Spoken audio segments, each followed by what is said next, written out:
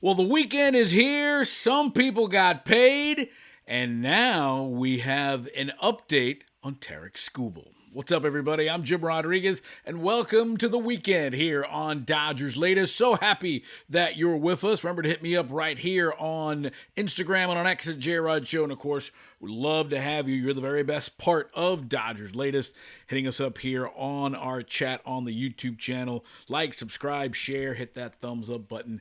Make that algorithm do its thing. Yeah, well, the Dodgers, they had 3 players left to agree on a contract to avoid arbitration, and they have done it. Anthony Banda, Brock Stewart, and Alex Call all have signed with the Dodgers, so the Dodgers will not have any arbitration-eligible players, so no bad feelings, the team says, no, I want to pay him less, so the player says, no, I want to get paid this. They were able to negotiate it, all good, so Banda and Stewart are ready to go, and of course, Alex Call, who was a nice little pickup for the Dodgers from the Washington Nationals during the regular season.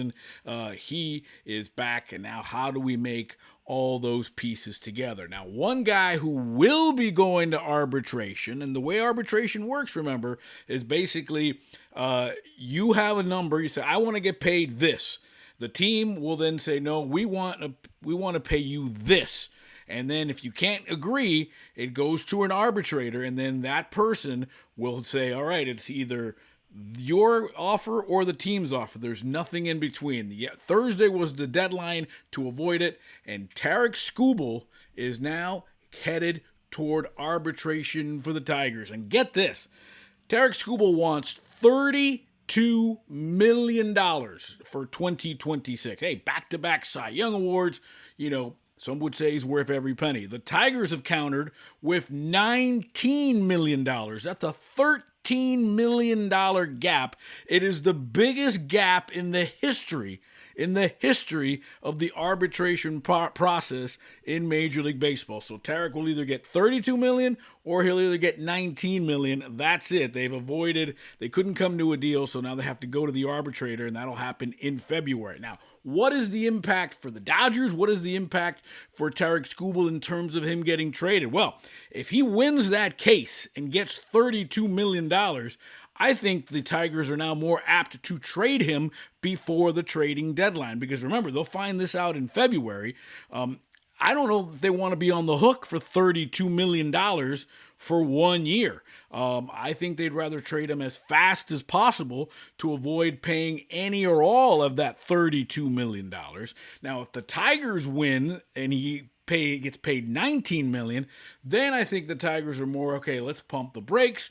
Let's go into the regular season. Maybe he can help us get to the playoffs for the 3rd year in a row, and then maybe we can flip him at the trading deadline.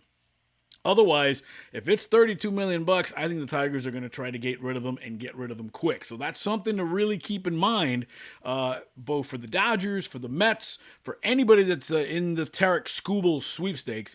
$32 million, I think, maybe way too rich for the Tigers to pay for 1 season for 1 pitcher. It's an interesting situation there. Now, the Dodgers have been looking for a right fielder. We've been talking about Cody Bellinger. We've been talking about Kyle Tucker. It looks like more and more Kyle Tucker is going to go to Toronto, and maybe Cody Bellinger is going to go across town from the Mets, from the Yankees to the Mets. Shoot, I'm even hearing he may go back to the Cubs if Tucker, now that Tucker is going to leave there. So we have talked about people that could be a good fit. What about the Red Sox's Wilyer Abreu? Now, he's not related to Bobby Abreu, Venezuelan, un maracucho from Maracaibo, 27 years old in June.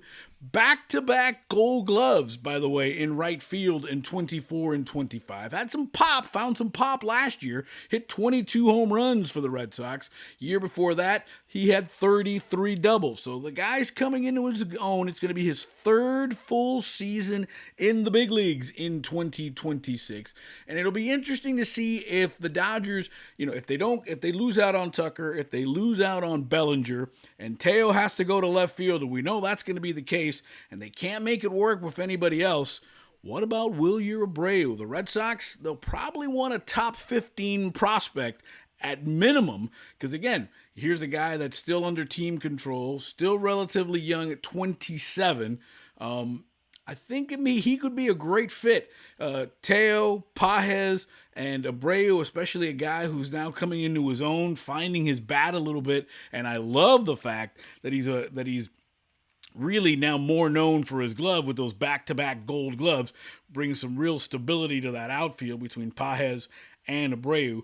Interesting situation. Keep an eye on that if the Dodgers end up falling short with Tucker and Bellinger. And of course, I love the quote about Andrew Friedman and the Dodgers style. They're just kind of hanging around the backboard, right? Waiting for the rebound. If somebody can't make a signing or a guy decides at the last minute, the Dodgers can do the old Price is Right, bid $1 more as a joke almost and end up getting that player. But if Tucker and Bellinger fall through, and even if Bo Bichette falls through, because remember, Bo Bichette apparently now has a meeting with the Phillies. So they're in with both feet as well with Bo Bichette.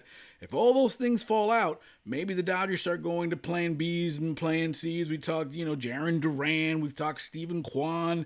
Now Wilyer Abreu could be a guy the Dodgers could be interested in if all fails out there. And again, he brings a lot to the table, and that bat seems to now start to be coming into his own for the soon-to-be 27-year-old Wilyer Abreu from Venezuela. Now, we always love you to be part of the show. Again, you're the very best part of Dodgers Latest. We always want you to hit our comments. I love when you guys talk back and forth amongst yourself. And yesterday, we kind of tried to do a little construction of the Dodger bullpen, right? They avoided arbitration with Brusdar Graterol, so he's back in there. And we were kind of trying to figure out who was going to pitch where. Maybe Tanner Scott's a sixth-inning guy, Graterol's the seventh, Trine in the eighth, and then Edwin Diaz in the ninth.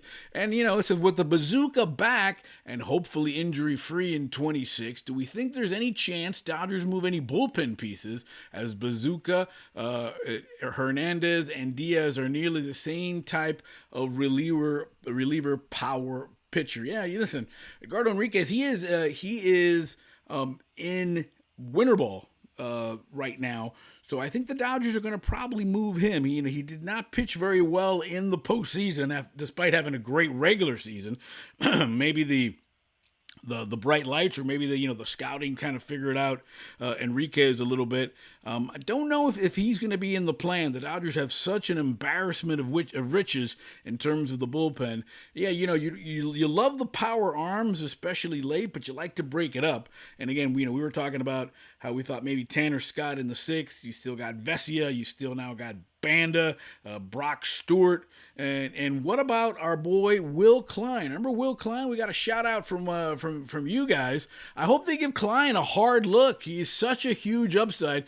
Could be a dominant right-hand reliever in the middle innings too. Yeah, we all know Will Klein. It was I don't want to say a low key, but kind of people forget about what he did. His contribution in the World Series, right? 4 scoreless innings in that 18-inning Game 3. 72 pitches, a career high, 5 strikeouts, held the Blue Jays at bay for 4 innings to set up the Freddie Freeman walk-off home run. By the way, Freddie Freeman's got 2 walk-off home runs in the World Series. That's pretty impressive in and of itself.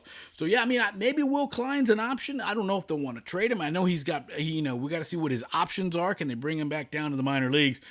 Either way, the Dodgers have something like 20 guys on the 40-man roster that are pitchers, let alone the 8 or 9 starting pitchers. So it'll be interesting to see that it'll be the cream of the crop, as the Macho Man used to say, to see how the Dodgers maneuver everybody. But again, it's a long season. There's going to be a lot of back and forth. That shuttle from Oklahoma City and the Dodgers in Los Angeles is going to be working overtime with all the moves the Dodgers and machinations that the Dodgers are going to make. But Tarik Skubal, $32 million. Whew, that is some high country right there. And of course, if he wins that case, I think the Tigers are going to be more than apt to try to trade him, whether during spring training.